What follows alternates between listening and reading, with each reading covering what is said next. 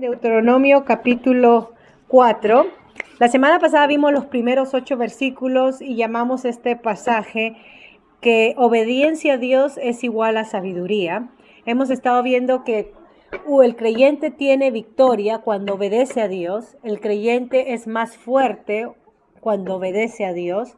El creyente experimenta las bendiciones completas de Dios cuando obedece a Dios. Y acá tenemos entonces el ejemplo de Israel, el pueblo de Israel. Moisés dando el último discurso en este monte, les está diciendo a esta segunda generación que es importante que obedezcan a Dios en todo, guardando los mandamientos, guardando los estatutos de Dios, viviéndolos cada día. Y no solamente eso, sino que eso dará testimonio a los pueblos alrededor al ver esta nación como vive, diciendo: ¿qué tipo de nación es esta que vive tan justamente? Y ellos entonces podrán apuntar y hablar de su Dios maravilloso, ¿no? Como testimonio. Esos son el versículo 7 que estuvimos viendo y el versículo 8. Entonces, el versículo 9 empieza así diciendo, versículo 9 dice: por tanto, cuídate y guarda tu alma con diligencia. O en mi versión Nueva Internacional, pero tengan cuidado.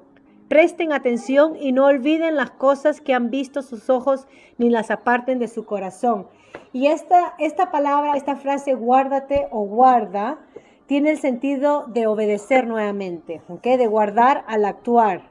Y está hablando para que no te olvides, para que no se aparten. Y se menciona el corazón. El versículo 9, ni la parte de su corazón mientras vivan. Y a diferencia de nosotros, cuando hablamos de las emociones, nos referimos al corazón cuando decimos te quiero con todo mi corazón. Acá en la Biblia, la palabra hebrea, ¿no?, quiere decir no solamente emociones, pero todo el ser completo. Guarden todos estos mandatos con todo su ser. El corazón era el centro del intelecto, no era el centro de las emociones, pero el intelecto, especialmente la memoria. Entonces, cuando dice guarden estas cosas en su corazón, está hablando de atesoren esto en su mente. Eso es lo que está diciendo para nuestro lenguaje ¿no?, popular. Dios les está diciendo, no olvides la ley. Eso es lo que está diciendo, no se olviden. Y es por eso dice todos los días o mientras vivan. ¿Okay? Y se hace mención entonces, las enseñarás a sus hijos. Y este es un tema recurrente en Deuteronomio, acerca que la educación de Dios empieza en el hogar. Nuestros hijos, los niños, tienen que aprender acerca de Dios y de sus mandamientos y de su palabra, por lo que los padres toman responsabilidad y le transmiten y le enseñan. Esto viene de acá, desde que Dios les está diciendo y le da la razón por la cual Israel y tanto nosotros tenemos que enseñar a nuestros hijos los mandamientos de Dios. A través de todo el libro, esto se menciona como unas 6 veces de enseñar a los hijos, y en Éxodo también se menciona la frase de transmitir los mandamientos a nuestros hijos. Y la idea es esta: si los padres creyentes no le enseñan a sus hijos acerca de Dios, entonces somos un fracaso como padres. Hablando bíblicamente, si no le enseñamos acerca de Dios, somos fracasos como padres, ¿ok? La fe se transmite en la familia, la fe debe ser transmitida a través de la familia, y esto también lo va a decir en el capítulo 5:10 y capítulo 7:9. ¿Ok? Ahora, los oyentes que están acá oyendo a Moisés era esta segunda generación, porque la primera ya murió en el desierto, ¿recuerdan? Y entonces acá está diciendo, ustedes que están aprendiendo todos estos mandatos de Dios tienen que transmitir esto a sus hijos. ¿Qué es lo que le tienen que transmitir? Los mandamientos. Le tienen que transmitir lo que Dios hizo en el Éxodo, en Egipto, cómo los liberó, la historia de ellos. Eso es lo que ellos tienen que recurrentemente transmitirle a sus hijos. Y dice la razón en el versículo 10. La razón es para que aprendan a temer a Dios. ¿Ven ahí? Para que aprendan a temer. Y es como Dios actuó en el monte Horeb, ¿no?, en el Sinaí, en Éxodo 20:20, para que aprendan a tener este temor reverencial a Dios, este temor que nos invita a obedecer a Dios. O sea que cuando uno le enseña a los hijos la palabra de Dios, el propósito que ellos aprendan a tener reverencia a Dios. Muchas veces nuestros hijos no aprenden a temer a Dios con reverencia porque nosotros no le enseñamos. No le enseñamos acerca de las cosas de Dios. Y entonces se usa el símbolo de la presencia de Dios, el monte cuando ardía en fuego, y eso también simboliza pureza. ¿Okay? El fuego simboliza pureza, santidad, el liderazgo de Dios, destruye, limpia. Hay tantas cosas que el fuego simboliza en la Biblia. Pero estoy en el versículo 10, ¿no? Para que teman a aprender y enseñen a sus hijos. Versículo 11. Ustedes se acercaron al pie de la montaña y ahí permanecieron mientras la montaña ardía en llamas que llegaba hasta el cielo mismo, entre negros nubarrones y densa oscuridad. Y ese es que la presencia de Dios estaba con ellos. Entonces el Señor les habló desde el fuego y ustedes oyeron el sonido de las palabras, pero no vieron ninguna forma o forma alguna. Y esto es muy importante porque Dios no tiene forma física. Es lo que Jesucristo dice a la mujer samaritana en Juan 4, versículo 24, que a Dios jamás nadie lo ha visto, ¿no? Es por eso que es importante o necesario adorar a Dios en espíritu y en verdad. Entonces, Moisés se le fue permitido ver el resplandor de Dios. Eso está en Éxodo 33, 23. Ahora, Dios no quiere ninguna representación física por la tendencia nuestra humana hacia la idolatría. ¿Okay? Nosotros como humanidad caída tenemos la tendencia a idolatrar. Y esto es lo que él va a hablar desde el versículo 15 en adelante hasta el 19. Va a hablar sobre la idolatría, porque eso es cuando hacemos forma de Dios, idolatramos a Dios. Entonces el versículo 13...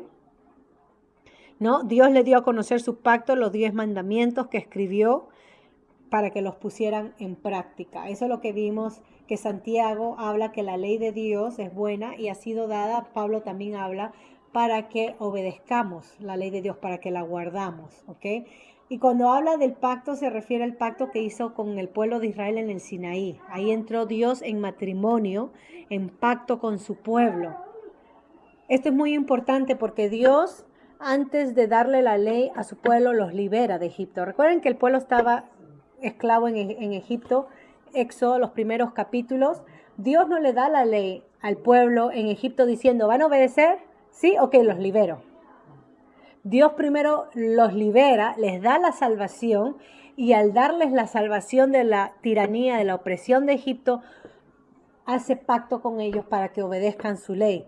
Entonces Dios, y ese es son los pasos, ¿no? de la salvación que Dios inicia. Dios nos salva y ahora que somos sus hijos, que somos salvos, Dios nos ha dado de su palabra para que vivamos conforme a ella.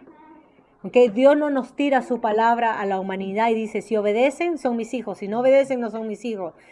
La salvación no depende de uno, no es condicional en cómo uno va a responder a Dios. Dios nos salva primero y de ahí entonces nos da de su palabra y nosotros tenemos que responder entonces con fe y confianza, ahora que hemos experimentado la salvación, responder que sí, vamos a obedecer. Como el pueblo dijo en ese mismo Éxodo 19:20, si usted los leyera. Entonces el propósito es no solamente saber la voluntad de Dios, conocerla, pero el propósito del versículo 14, vivirla, hacerlo. Es lo que dice Santiago 2, 14 al 20 cuando leímos la semana pasada. Miremos los versículos 15 al 20, porque ahora habla que se guarden o tengan cuidado. ¿Ok? Miren lo que dice, tengan cuidado.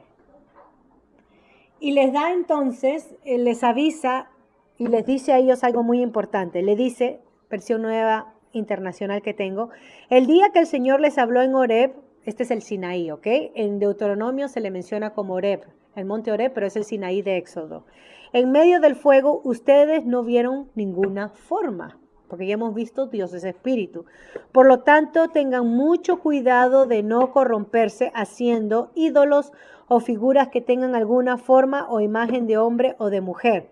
Imágenes de animales, terrestres o de aves que vuelen por el aire. Acá les está dando, le está advirtiendo al pueblo de Dios que no se hagan imágenes como los griegos, que tenían imágenes de dioses igual a hombre y mujer, esos son los dioses griegos, o imágenes de animales, terrestres o aves. La religión hindú, por ejemplo, y muchas religiones paganas antiguas tienen dioses según los animales, ¿okay? Es lo que adoran, o peces que viven en las aguas o debajo de la tierra. De lo contrario, cuando levanten los ojos y vean todo el ejército del cielo, es decir, el sol, la luna y las estrellas, pueden sentirse tentados a postrarse ante ellos y adorarlas, como los aztecas, como los mayas, como los incas, como los babilónicos, que se postraban ante el sol, hasta las lunas, y creían que eso eran dioses, las constelaciones, ¿no? Y acá Dios dice, ustedes no. ¿Okay? Esta es una advertencia a que sean ellos diferentes a los demás pueblos, porque Dios no tiene forma, y Dios no es estrella, Dios no es animal, Dios no es hombre. ¿Okay? Estoy en el versículo 19. Esos astros los ha diseñado el Señor, el Dios de ustedes como dioses de todas las naciones que están debajo del cielo, que es lo que hacen. Pero ustedes el Señor les tomó y los sacó de Egipto, de ese horno donde se funde el hierro para que fueran el pueblo de su propiedad, como lo son ahora. Entonces, acá el llamado, la referencia es a que no se corrompan. Y esto es muy importante porque en Éxodo, capítulo 32, ¿ustedes recuerdan el incidente, la historia del becerro de oro? Que justo cuando Moisés sube y está 40 días, 40 noches en el monte Sinaí, en el monte Horeb, recibiendo la ley, el pueblo se preocupa, quizás se ha muerto, quizás ya no regrese, ¿qué va a ser de nosotros? Y el pueblo entonces urge a Aarón, el hermano de Moisés, a que haga un becerro de oro, un ídolo, para que adoremos, ya que Moisés no está y no escuchamos nada de Dios, entonces hagámonos un becerro de oro. Y juntaron las joyas, las alhajas, el oro, todas de las mujeres, todo lo que habían sacado de Egipto, y fundieron esta imagen de un becerro de oro. Y lo más interesante de esta historia, si ustedes leen Éxodo 32, es que Aarón y el pueblo, pero instigado por Aarón, dicen, mira Israel, sus dioses que los sacaron de Egipto, señalando al becerro. Estos son los dioses que los sacaron a ustedes de Egipto. Y entonces Moisés baja, se aira, tira las tablas y Dios entonces castiga al pueblo, ¿no? Pero haciéndoles acordar esa parte de la historia, porque ya es pasada para esta generación, le está dando a recordar a su pueblo que Dios no tiene cuerpo y no se hagan imagen de él. Y esto va con el primer mandamiento. El segundo mandamiento, el primer mandamiento es que no hay otro Dios aparte de Jehová. El segundo mandamiento es no hacer imagen de Dios. ¿Okay? Entonces, en el momento que el pueblo hace idolatría o imagen de Dios, se corrompe y se degenera. En el momento que nosotros suplantamos a Dios y hacemos ídolos, desestimando a Dios, olvidándonos de Dios, ese es el momento que nosotros nos deslizamos y nos corrompemos. Eso es muy importante. ¿Okay? Miremos entonces esta palabra, versículo 20, cuando habla, dice, para que seáis el pueblo de su heredad. Y este es el título especial para el pueblo de Israel, el pueblo del pacto de Dios. Ellos tienen una herencia divina. El pueblo de Israel tiene una herencia divina. ¿Cuál es la herencia que tiene el pueblo de Israel? A Dios. Tienen la misma presencia de Dios, tienen a Dios mismo y tienen la tierra que Dios les está dando. Esa es la herencia que Dios les da. Entonces, porque Dios los había escogido a Israel, incluso antes de la fundación del mundo, antes de la creación, eso es lo que vamos a ver, si me permiten leer Deuteronomio 32. Dios ya había escogido a Israel antes de la creación. Miren lo que dice Deuteronomio 32, versículos 8 y 9. Cuando el Altísimo dio su herencia a las naciones, cuando dividió a toda la humanidad, les puso límites a los pueblos, según el número de los hijos de Israel, porque la porción del Señor es su pueblo, Jacob es su herencia asignada. ¿Ven ahí? Y de ahí entonces comienza a hablar sobre la historia de ellos. Salmos 33, del 6 al 12, también habla de eso. Jeremías 10, versículo 16, y capítulo 51, 19. Dios había escogido a Israel antes de la creación del mundo con el propósito de que Israel lo represente a él ante el mundo, ante las naciones. O sea, Israel era la nación donde Dios iba a manifestar, donde Dios iba a dar su ley, donde Dios dio la tierra para que otros pueblos vean a Israel y digan como Rahab le dijo a estos dos espías, sabemos que no hay otro Dios en el mundo, en la tierra, más que el Dios de Israel. Y así sean llamados a que se unan al pueblo de Dios, como Rahab se unió al pueblo de Dios y otras más que tenemos en la genealogía de nuestro Señor Jesucristo, ¿no? Capítulo 1, Ruth, Tamar, y podemos seguir leyendo.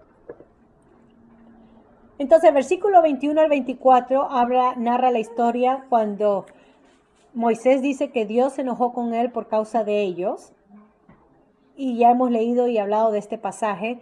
Vimos que Moisés se enojó con el pueblo de Israel.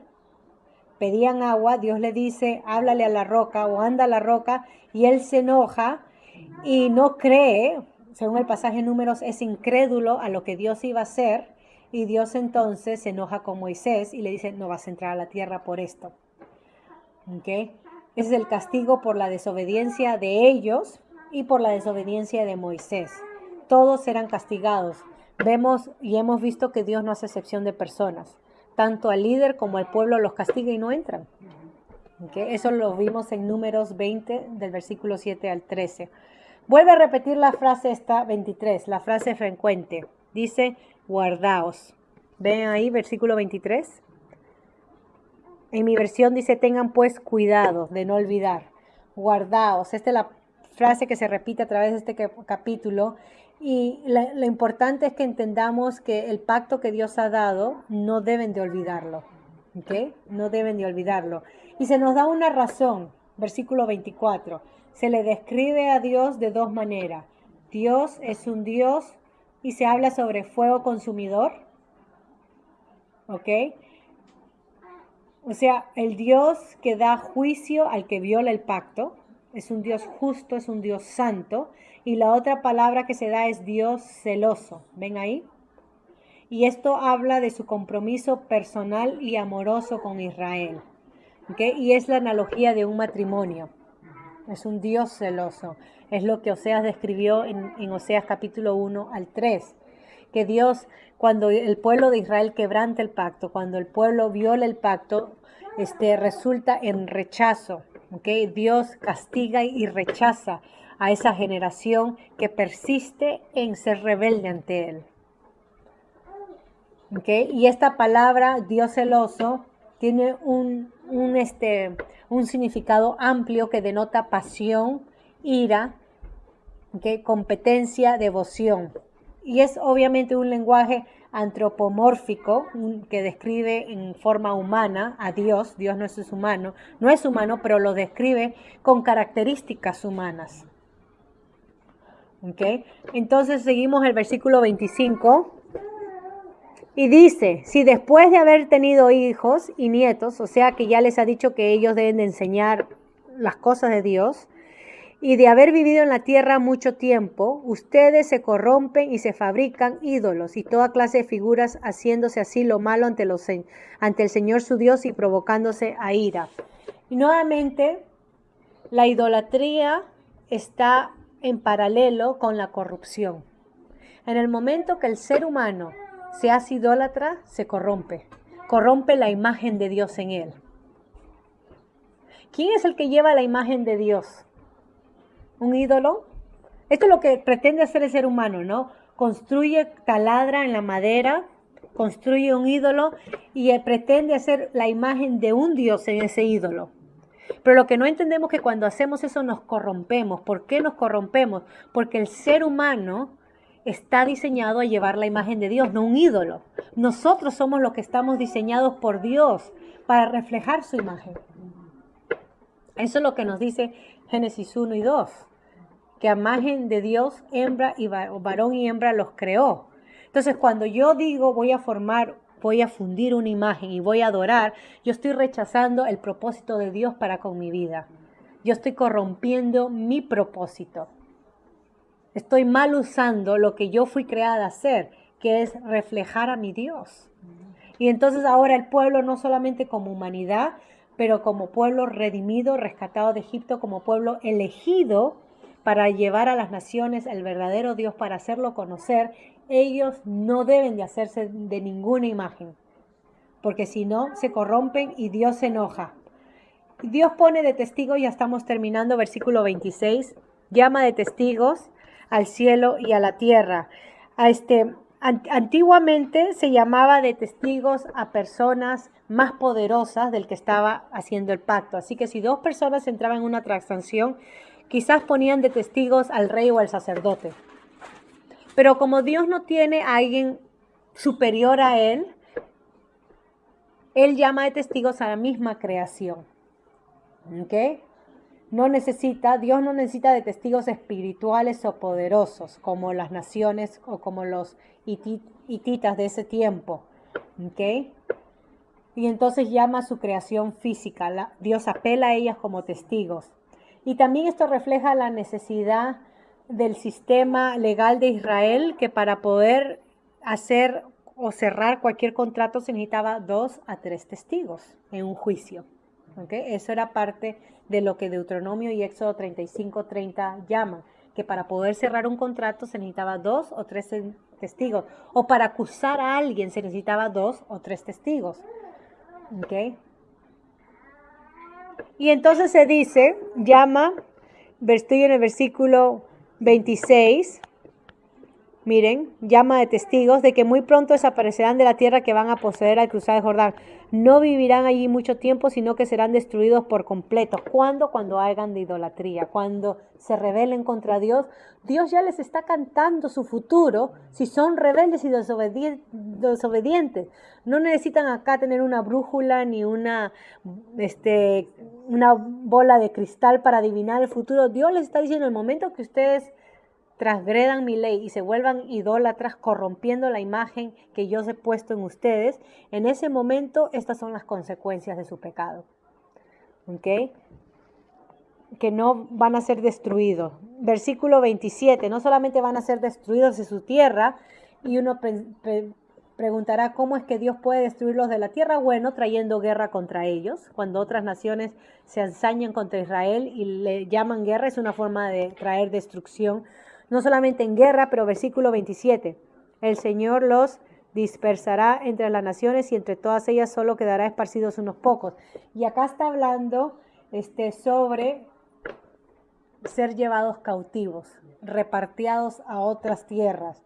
¿Okay? Y esto como que predice lo que sucede con Israel del norte cuando Asiria toma la tierra, y con Israel o Judá, la nación del sur, cuando Nabucodonosor con Babilonia toma Jerusalén y comienza a expatriar a los judíos, a los israelitas. Entonces Dios les está diciendo, si ustedes son desleales, van a sufrir persecución de otras naciones, van a ser destruidos, y 2, van a ser expatriados, van a ser llevados cautivos.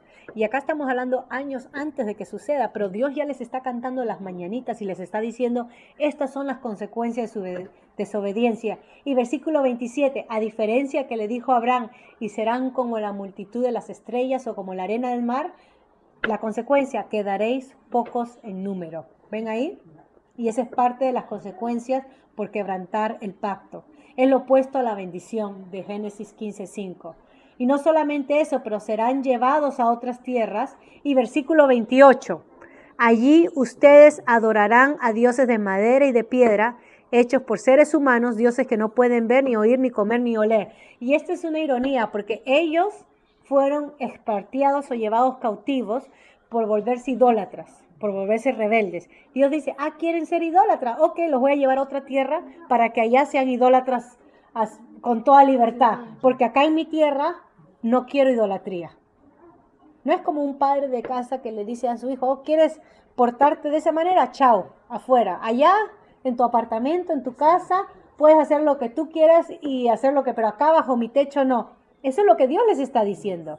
Mientras que ustedes están en la tierra, ustedes tienen que vivir como pueblo mío, porque yo soy su herencia de ustedes y esta tierra es herencia. Ustedes no han ganado nada. Todo se los está dando de gratis. Pero si quieren realmente ser idólatras, entonces seréis llevados a otras tierras y allá servirán, ¿ok? A otros dioses.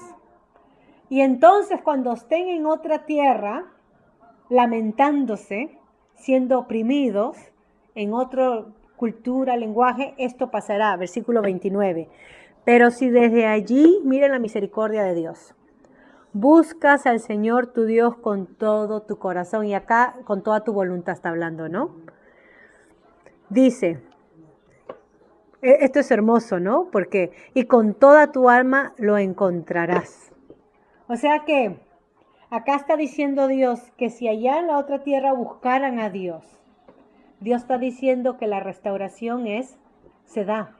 La restauración a tener relación con Dios, el Dios de pacto, una vez que fue quebrantada por la desobediencia, si ellos realmente se arrepienten, por eso dice de corazón, ¿no? si se arrepienten, dan un compromiso total, porque habla todo tu corazón y con toda tu alma, entonces el perdón de Dios está disponible allá lejos donde están. Sí, el perdón de Dios no tiene límites geográficos. El perdón de Dios está disponible al arrepentimiento genuino. Eso es lo que está hablando acá. Y eso es lo que va a decir en Deuteronomio 31:3, si me permiten leerlo. Deuteronomio 31:3, porque vuelve a decir, cuando recibas todas estas bendiciones o sufras estas maldiciones de las que te he hablado y las recuerdes en cualquier nación por donde el Señor tu Dios te haya dispersado a causa de desobediencia, y cuando tú y tus hijos se vuelvan al Señor tu Dios y le obedezcan con todo el corazón y con toda el alma, tal como hoy te lo ordenó, entonces el Señor tu Dios restaurará tu buena fortuna y se compadecerá de ti. Volverá a reunirte de todas las naciones por donde te haya dispersado. Pero acá está hablando y le obedezcan con todo el corazón. Y es sinónimo, cuando el ser humano, acá específicamente, cuando el pueblo de Dios busque a Dios, es porque quiere obedecerle. Y entonces Dios perdona y restaura. Y estamos hablando una vez que ya son pueblo de Dios, no estamos hablando de alguien que no conoce a Dios, estamos hablando del pueblo de Dios que tiene la ley, ha sido rescatado y ha sido ingrato, ha sido rebelde a la ley de Dios. Dios dice, hay posibilidad de perdón si ustedes me buscan y me obedecen. Eso es lo que está diciendo acá. Entonces, Moisés en una forma radical para nosotros, el versículo 30 del capítulo 4, mire lo que predice. Y al cabo del tiempo, cuando hayas vivido en medio de todas esas angustias y dolores, volverás al Señor tu Dios y escucharás su voz. Acá Moisés predice la rebelión de Israel. O sea que Dios les está dando sus mandatos. Dios ha entrado a pacto con ellos. Le ha dicho, me tienen que obedecer. Y ya Moisés está diciendo, pero sé que no van a obedecer. Ya Moisés les está diciendo, aunque ustedes dicen amén, sí vamos a obedecer, este es nuestro único Dios, no vamos a ser idólatras. Moisés está diciendo, pero yo sé que al final no van a obedecer.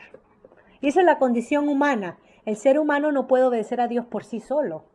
¿Okay? Moisés predice la rebelión de Israel, como lo hace Josué también en su último discurso. Ustedes pueden leer eso en Josué 24, del versículo 19 al 28.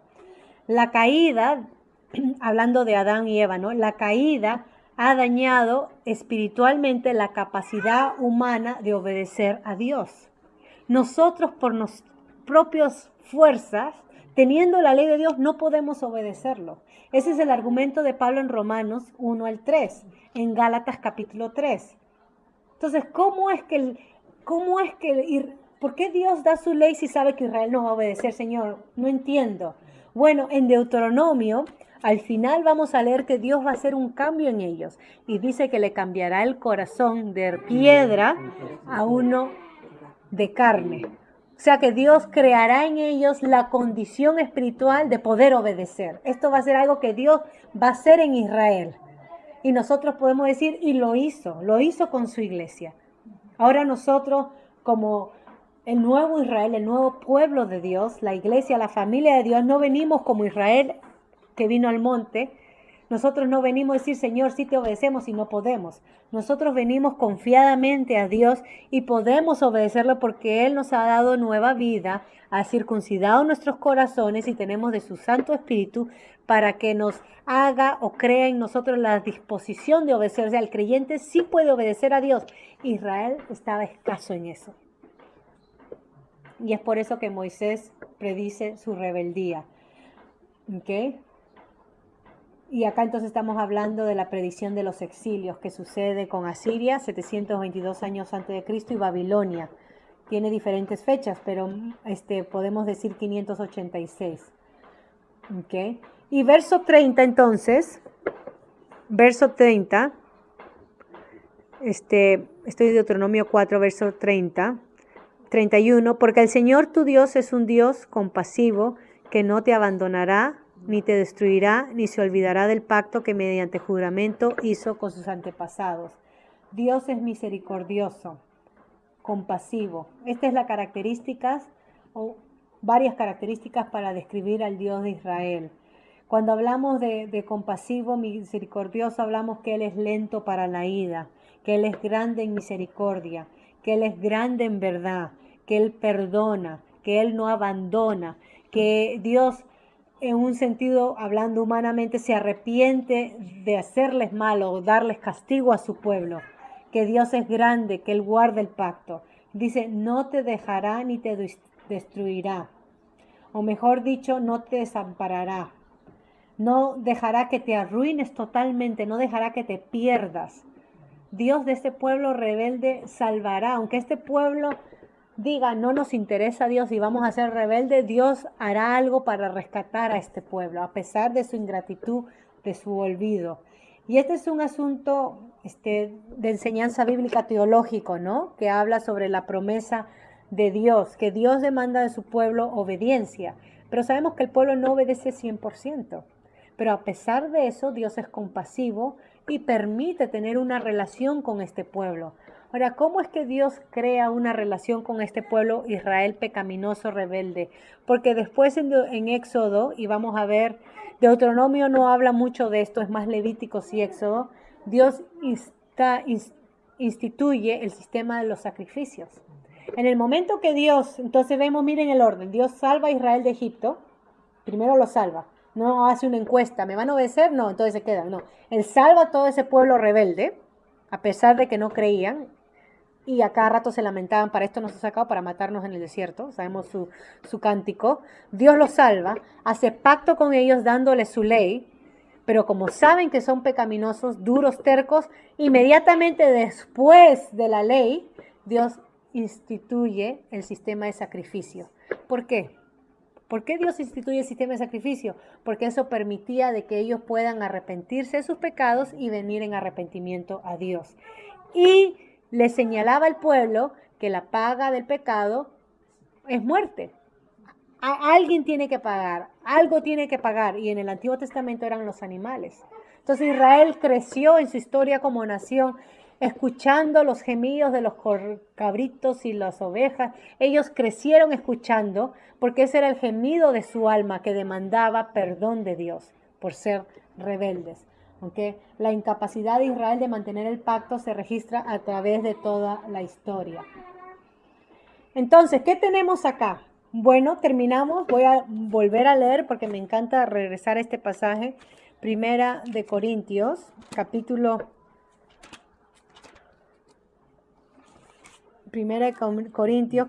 10. Voy a leer los primeros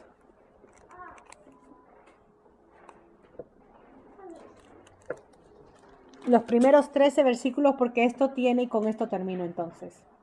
¿Okay? Y la próxima semana continuamos con el 4. Miren lo que dice 1 Corintios. La próxima semana terminamos con el capítulo 4. Capítulo 10, versículo 1 al 13. Nuevamente mi versión es la Nueva Internacional. No quiero que desconozcan, hermanos, que nuestros antepasados estuvieron todos bajo la nube y que todos atravesaron el mar. Está hablando de Israel, pero está hablando de los corintios, así que tanto el pueblo gentil es parte de esa historia también ahora en Cristo, ¿no? Todos ellos fueron bautizados en la nube y en el mar para unirse a Moisés.